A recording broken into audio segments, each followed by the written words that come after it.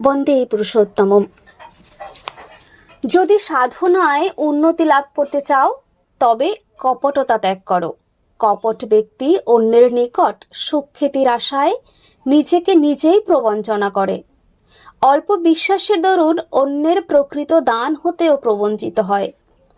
তুমি লাখো গল্প করো, কিন্তু প্রকৃত উন্নতি না হলে তুমি প্রকৃত আনন্দ কখনোই লাভ করতে পারবে না।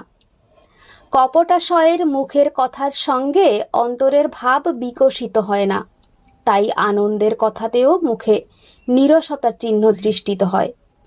কারণ মুখ খুললে কি হয়, হৃদয়ে ভাবের স্ফূর্তি হয় না। অমৃতময় বাড়ি কপটের নিকট তিক্ত লবণময়, তীরে যাইয়াও তার তৃষ্ণা নিবারিত হয় না। সরল ব্যক্তি ঊর্ধ্ব দৃষ্টি সম্পন্ন চাতকের মতো, কপটি নিম্ন দৃষ্টি সম্পন্ন শকুনের মতো। ছোট হও কিন্তু লক্ষ্য উচ্চ হোক।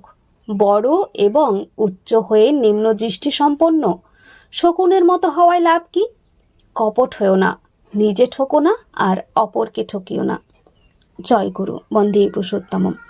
আমাদের এই ছোট্ট ভিডিওটি ভালো লাগলে অবশ্যই আমাদের চ্যানেলটিকে